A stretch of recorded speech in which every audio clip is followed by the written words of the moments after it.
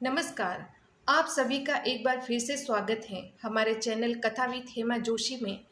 आज सुनेंगे वरुथनी एकादशी की व्रत कथा। आप सभी को वरुथनी एकादशी की हार्दिक शुभकामनाएं। भगवान श्री हरि विष्णु की कृपा आप और आपके पूरे परिवार पर सदैव बनी रहे। इस एकादशी को सबसे शुभ और फलदायी माना गया है। मान्यता के अनुसार वरुथनी एकादशी व्रत करने से सौभाग्य की प्राप्ति होती है। हिंदू धर्म शास्त्रों के अनुसार जो व्यक्ति वरुथनी एकादशी का व्रत पूरे मन और श्रद्धा से करता है, उस व्यक्ति के सारे पाप नष्ट हो जाते हैं और उसे बैकुंठ लोक की प्राप्ति होती है। कथा सुनने से पहले भगवान श्री हरि विष्णु और महालक्ष्मी का अपने मन में ध्यान करके ओम लक्ष्मी नारायणाय नमः इस मंत्र का उच्चारण कीजिए और कमेंट बॉक्स में भी यह मंत्र आप जरूर लिखिए। अब सुनते हैं वरुथनी एकादशी की पौराणिक कथा।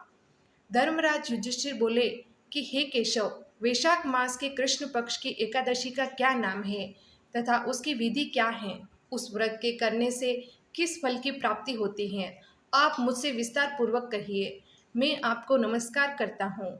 श्री कृष्ण कहने लगे कि हे धर्मराज, इस एकादशी का नाम वरुथिनी है। यह सौभाग्य देने वाली तथा सब पापों को नष्ट करने वाली और अंत में मोक्ष देने वाली है। इस व्रत को यदि कोई अभागन स्त्री करे तो उसको सौभाग्य मिलता है। इसी वरुथिनी एकादशी के प्रभाव से राजा मानदाता स्वर्ग को गया था। वरुथिनी एकादशी का फल 10,000 वर्ष तक तप करने के बराबर प्राप्त होता है। वरुथिनी एकादशी के व्रत को करने से मनुष्य इस लोक में सुख भोग कर परलोक में स्वर्ग को प्राप्त करता है। शास्त्रों में कहा गया है कि हाथी का दान घोड़े के दान से श्रेष्ठ है, हाथी के दान से भूमि का दान श्रेष्ठ है और भूमि के दान से तिलों का दान श्रेष्ठ है। तिलों के दान से स्वर्ण का दान श्रेष्ठ माना गया है तथा स्वर्ण दान से अन्न दान ज्यादा श्रेष्ठ माना गया है। अन्न दान के बराबर कोई भी दान नहीं है।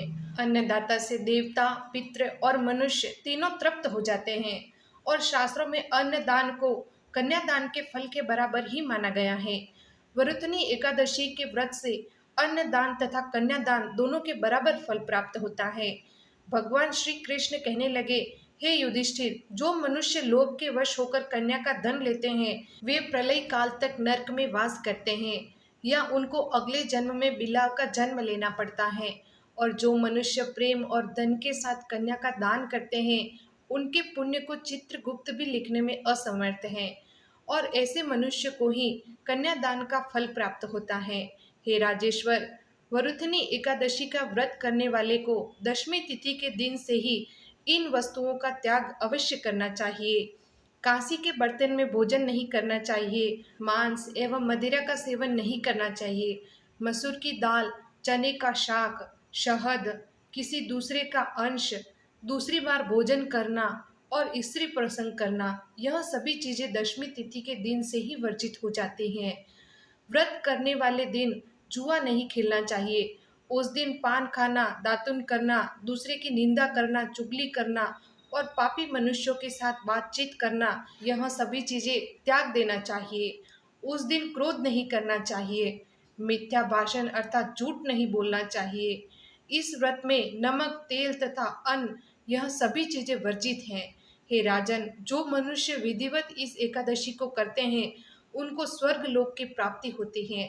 अतः मनुष्यों को पापों से डरना चाहिए। इस व्रत के महात्म्य को पढ़ने से 1,000 गोदान का फल प्राप्त होता है। इसका फल गंगा स्नान के फल से भी अधिक होता है।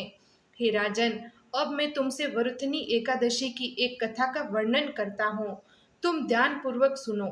प्राचीन काल में नर्मदा नदी के तट पर मांधाता नाम के राजा राज्य करते थे।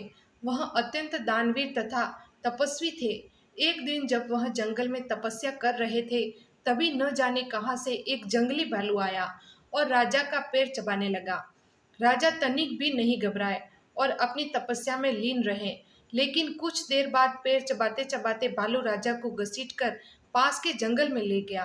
राजा बहुत घबराए, मगर तब धर्म के अनुकूल उन्होंने क्रोध और हिंसा न करके अपनी रक्षा के लिए भगवान विष्णु से प्रार्थना की। राजा की प्रार्थना सुनकर भगवान विष्णु वहां प्रकट हो गए और उन्होंने अपने चक्र से भालू का वध कर दिया।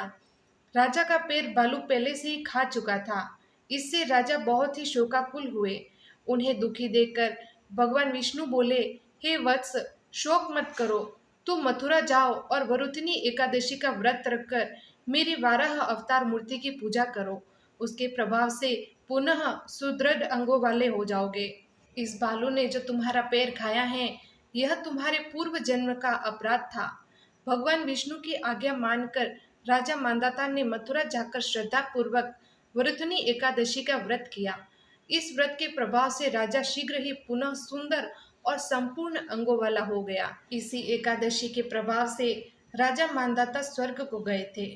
तो यही थी वरुथनी एकादशी की व्रत कथा।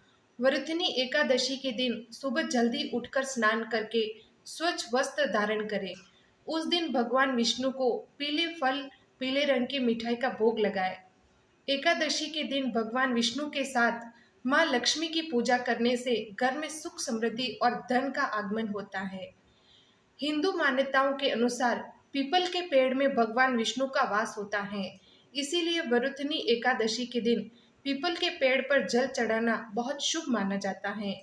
जो भी व्यक्ति वरुथनी एकादशी का व्रत पूरे मन और श्रद्धा से करता है, उसे मोक्ष की प्राप्ति होती है। आपको यह कथा कैसी लगी, कमेंट करके ज़रूर बताएं।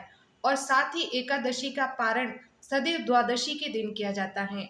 द्वादशी के दिन प्रातः जल्दी उठकर नहा धोकर भगवान नारायण का पूजन करना चाहिए। उसके बाद प्रभु को भोग लगाना चाहिए। भोग में चावल अवश्य होने चाहिए तथा तुलसी पत्र भी रखना चाहिए।